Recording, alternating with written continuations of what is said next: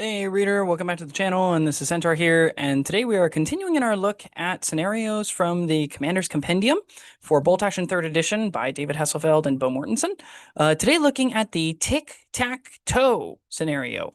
If you've seen our video from last week talking about the pin grid scenario, you're going to find that there's going to be a lot of overlap with this one, only because when the objectives are placed in the exact same places, and they score dramatically more points than the ability to, say, remove units in order to make up those points for the final score, there are going to be a lot of things that are similar, and yet strategically, this one does feel different. Most notably, the fact that starting slow doesn't throw away the game quite as much as it might have otherwise. So the good news is that one's ability to catch up is a lot easier in this one, and having a good solid strategy for the long haul might pay off better than, say, in Pin Grid, where if you fall behind early on in victory points due to how the objective scoring works, it can be very, very hard to get back in. And so as we take a look at this, if you hear a lot of overlap, that would be the primary reason why, though they are very different. And so we're going to continue looking at this like we've been looking at all of the scenarios. And so to start off with, how do you win? First of all, there is no infiltration on this mission, which makes sense because it would be quite favorable and advantageous to the side that has dramatically more infiltrators.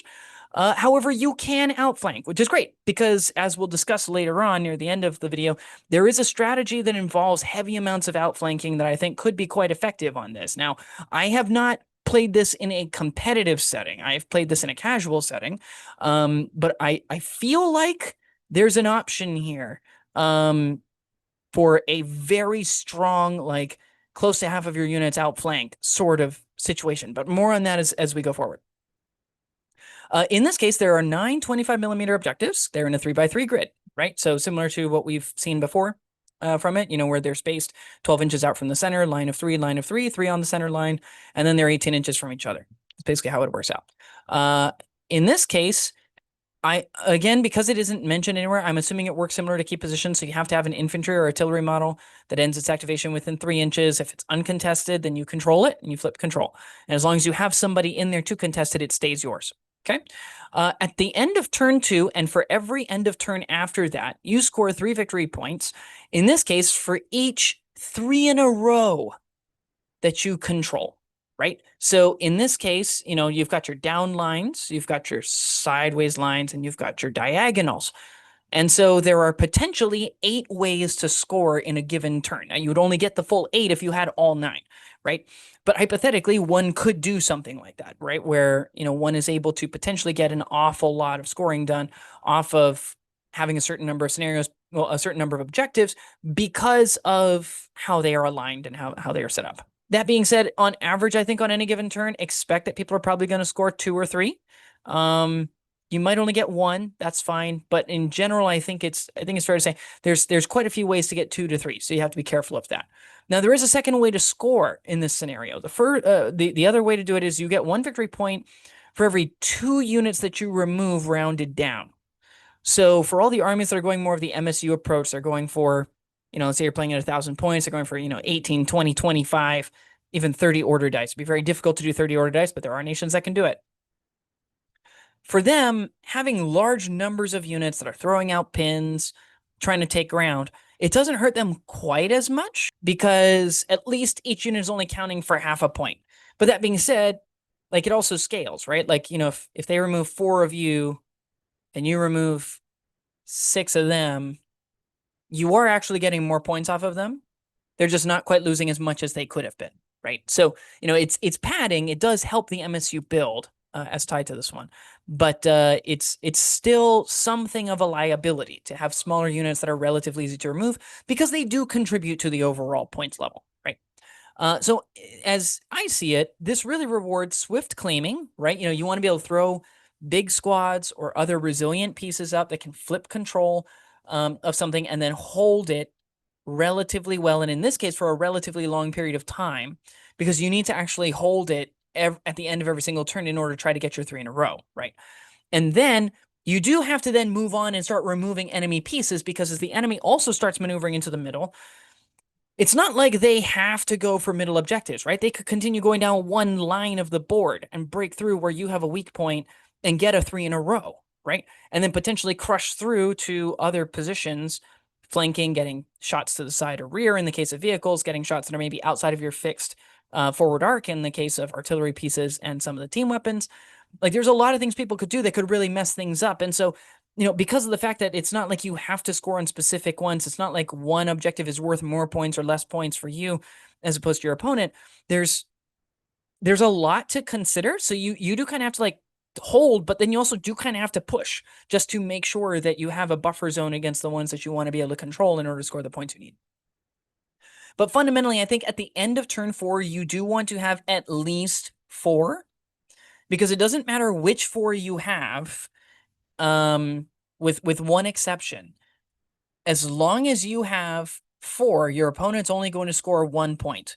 Well, they're only going to score for 1 3 in a row. So that'll only be 3 points for them, probably 3 points for you. There's one exception to this, and that is if you have like the bottom 4 as a square and they have the other 5 as a massive L, they would score 2 and you would score 0, which would be 6 points versus 0, and that's a really bad way to start. But in general, you want to have a 3 in a row and at least 1 more, because that extra 1 more, no matter where it's placed, is going to keep your opponent from getting more than 1 3 in a row, right? And so by the end of turn 2, you want to make sure that you're staying competitive on that one. You're still working down the enemy forces, so that way you can score points that way. But you do want to make sure that you're at least holding line and then slowly advancing to where you have 5 or 6, so that way you can get more than 1 3 in a row on any given turn.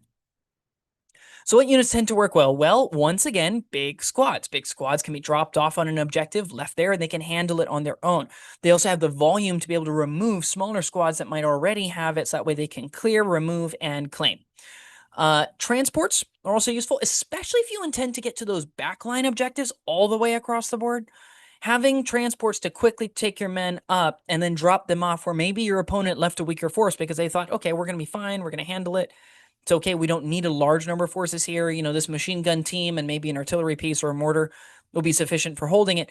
That's exactly what a transport would love to roll up, shoot at with some of its machine guns, and then troops start pulling out. And as they pile out, they're shooting at stuff, and then they're removing things. And next thing you know, the objective's yours. Okay.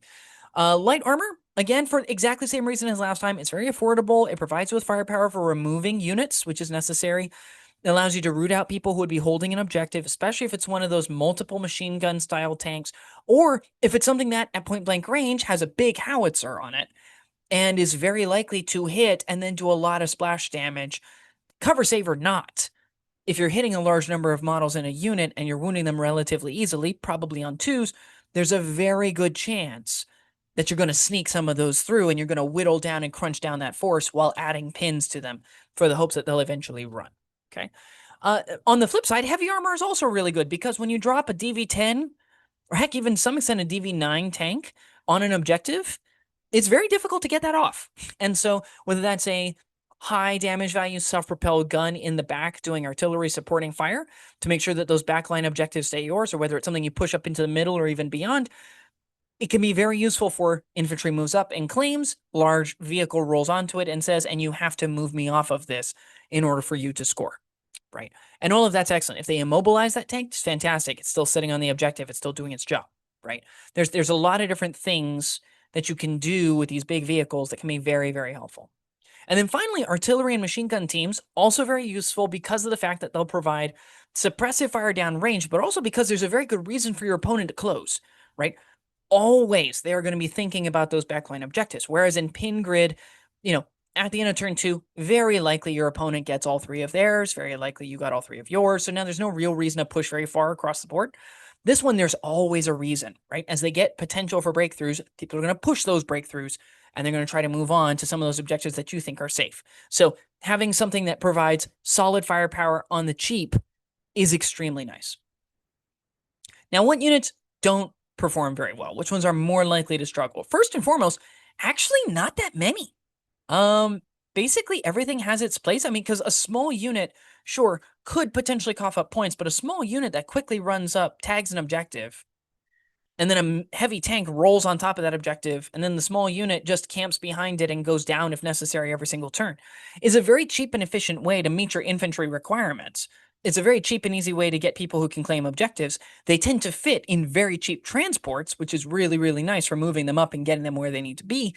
But in addition to that, they might not be so easy to remove, right? And removal becomes a lot less of a necessity for them to be contributing to, because as long as they're helping to contribute to those tic-tac-toe bonuses, maybe it's better than them trying to remove units in response, right? I mean, when you think about it, you'd need to remove 6 units from the enemy in order to equal 1 tic-tac-toe, right? Like, it's a lot, okay, that you need to do in order to make up. And so maybe just holding onto that tic-tac-toe, even just for 2 turns, and then you lose it, but maybe you're able to keep the enemy from being able to capitalize on it by removing that third, whatever they need.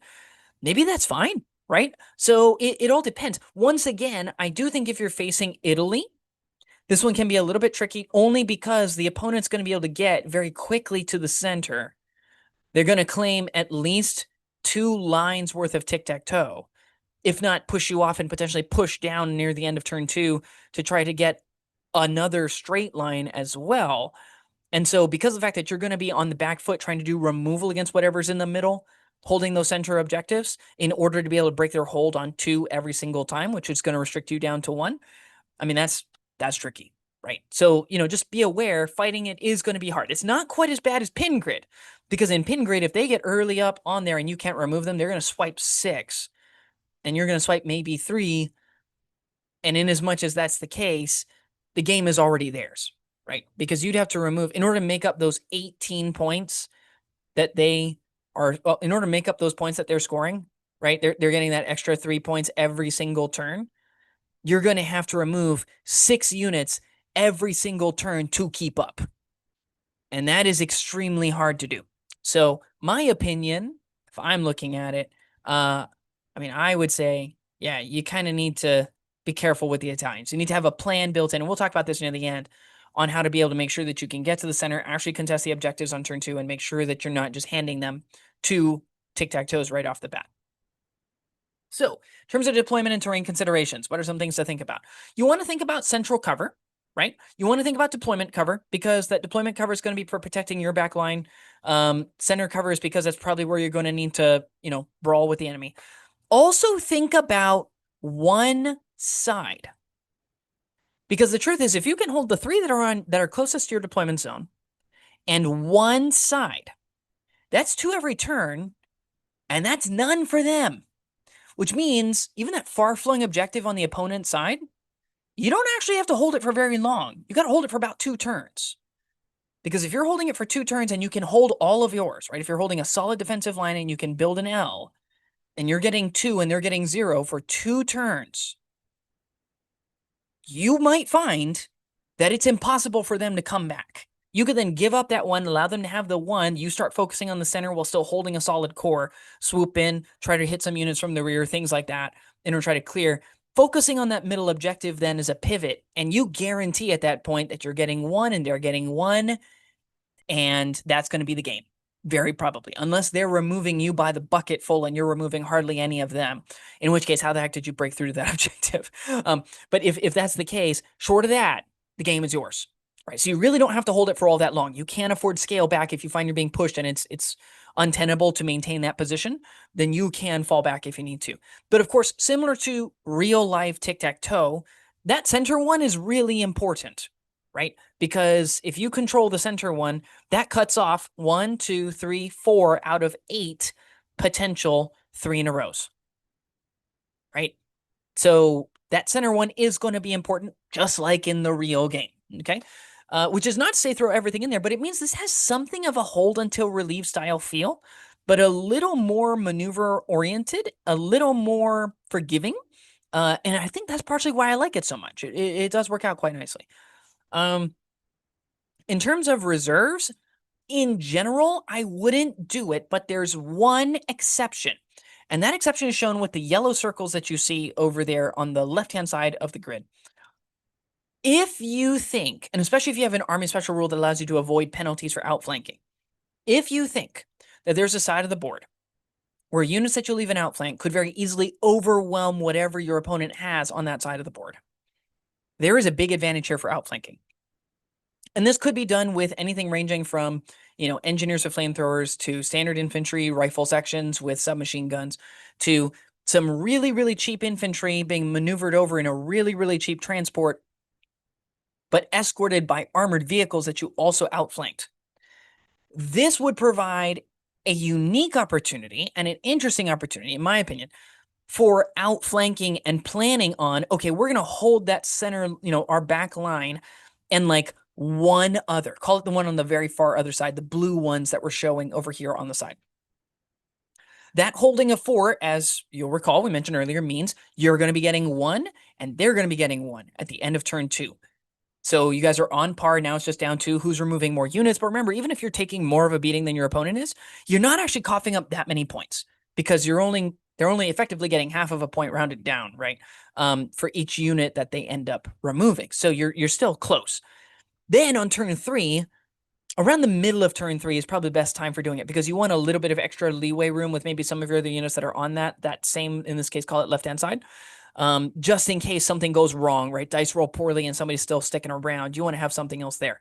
But what happens is then you outflank your units and they come in and you crash the boards. You just wipe out whatever units are over there that are holding those 2 positions, clear them out, and take those 2 for yours. Now you've got 5. You could even potentially pull back from that other middle objective that's over on the far right-hand side and just hold on to those 5. And now you're going to be getting 2 on that turn. They're going to get 0.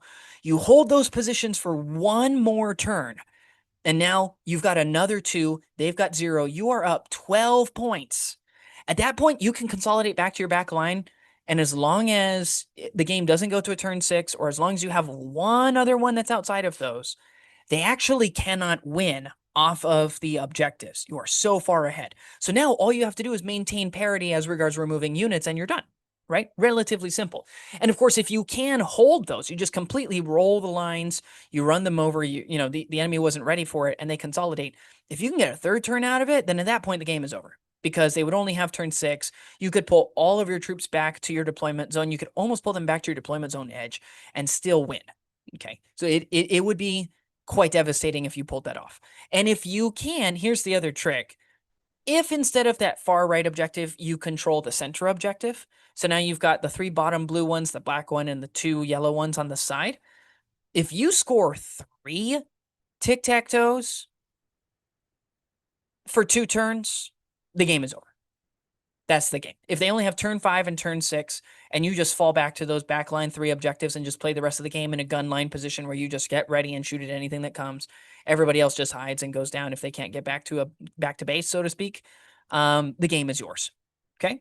So there is, I think, a strategic advantage to outflanking here. Outflanking is allowed in this scenario, and I think it could be useful here.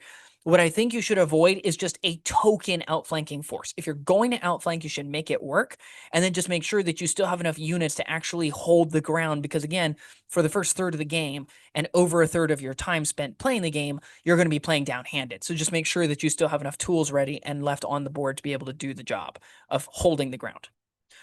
In terms of roads, once again, I'm just going to keep beating this into the ground every time we talk about it. You got to keep your roads clear. Keep your roads clear, okay? Half-track and wheel vehicles should be on here. Tanks can go through grass, and they should go through grass, okay? Because we want the roads clear for the units that are going to double their movement. Similar to the last scenario, motorcycle troops and bicycle troops are in a very interesting position here because they could potentially get pretty far up the board. And don't forget, like we mentioned in the faux transport series, bicycle troops, there is no rule like with motorcycles that you cannot assault while you are on a bicycle, which means bicycle mounted infantry, especially if you have veterans on bicycles, running at 24 inches down a road, which means you are probably not passing through rough terrain. Means you get the longest charge in the game. Only equaled by fast charging tanks. It is the longest charge in the game. You're going to have to bring them in first wave because if you give them a down order to hold them in reserve, whether that's outflanking or standard reserves, they've been issued an order that is not a run order, so they're going to lose the bikes. Okay, so you got to bring them in on first wave. And then if you really need to, especially if the enemy is off to one side or something like that, don't forget, you could, especially if there's an enemy on the other road, you could blitz past them on your bicycles, go for a deeper objective that's way in toward the enemy, and happily wreck their entire plans for their back line on turn 2, right? So like There are weird options that are available for this if you're willing to take the weird things like bicycles. Okay, there are some interesting things to do there. I'm gonna tinker with it. I promise nothing, okay, about how this is going to go, but I do plan to tinker with it.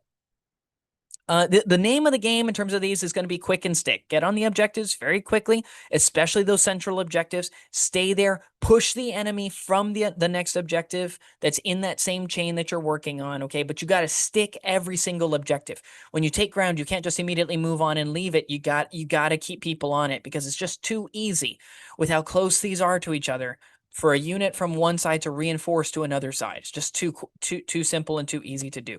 So make sure that you have things that you're leaving behind able to actually hold that objective for you and then move on to the next one with the next group of troops. You got to think of this kind of as a rolling tide, right? You're steadily going to push one side. You're going to get one row. You're going to grab opportunity objectives as they come, swoop in, kind of like the tide. And then as necessary, if you don't need one anymore, because maybe it's just getting a little too harried and you don't need that one for your tic-tac-toes, pull back from it, okay? Let the tide recede back out. Conserve your forces, both because forces coughing up victory points is bad, but also because you might need those forces for reinforcing or taking another objective later. And so don't hold on to something that isn't going to score you any points at the end of the round if it's not worth it, right? Hold on to it, sure, if it denies your opponent some stuff, but in general, make sure that you're focusing your manpower and your firepower to claim things that will actually score for you, okay? And once again, like, this is the part of the video where I would typically talk about changes that I would recommend. I actually really like this one. I think it's great because, again, even if you get a slow start, you do have the ability, if you can pound people off and get those creative third or fourth ones, it can reward you very quickly, which is great. And so you have a way to be able to catch back up, right? Especially if you focus on moving up, claiming some objectives, and punching the daylights out of an enemy list, and removing a bunch of units early on so that way they don't have units that can hold on to objectives later, and where it becomes too dangerous for them to hold on to things. I think that can be very advantageous. Now, it's worth noting that as you reach a certain fulcrum, roughly about 6 of these, the points begin to swing dramatically, right? I mean, we mentioned there's a potential 8. You're obviously only going to get 8 if you have all 9 objectives, right? The moment that you lose 1, you actually lose 3 of the other ways to score, right? And so because of that, you know, if you even just lose, let's just say it's just the top right corner over here, you'd have the 2 vertical ones, you'd have the 2 horizontal ones, and 1 diagonal. That's 5. And so you're dropping from 8 to 5 just by losing 1, right? The moment that you lose a second, you're actually really far down. You're actually now down to only like 4, if I'm not mistaken. Yeah, because it's the 2 bottom ones. Let's say that you've got the 2 at the top. It's going to be the 2 bottom ones, 1 going straight down, and then 1 diagonal. And the moment that another one gets lost, literally any of them gets lost, you're down to like 2 or 3. Okay, so the critical number that you need to know is holding on to 6 is very important, and which 6 also matters. 6 does guarantee you're going to get more than them in a given turn because the most they can get is 1, the minimum you can get is 2. But it does mean you do have to be careful and make sure that you are planning ahead and thinking through, okay, do I have enough forces to push here? Is it going to weaken me somewhere else? Are they going to cut off some of my stuff and make it so that all that investment that I made, all of those units that I activated to try to take something that's far flung, got cut off because a middle one got removed? That now means I don't get the tic-tac-toe and I spent a lot of lives for nothing. That is something to think about, okay? But what do you think? Do you think that there's maybe too much going on this one? Is it too chaotic? Do you think that maybe it would be more interesting or better if it was done as a quarters deployment as opposed to a, you know, back line, long edge deployment zone? Let us know down in the comments below, and I will see you next time.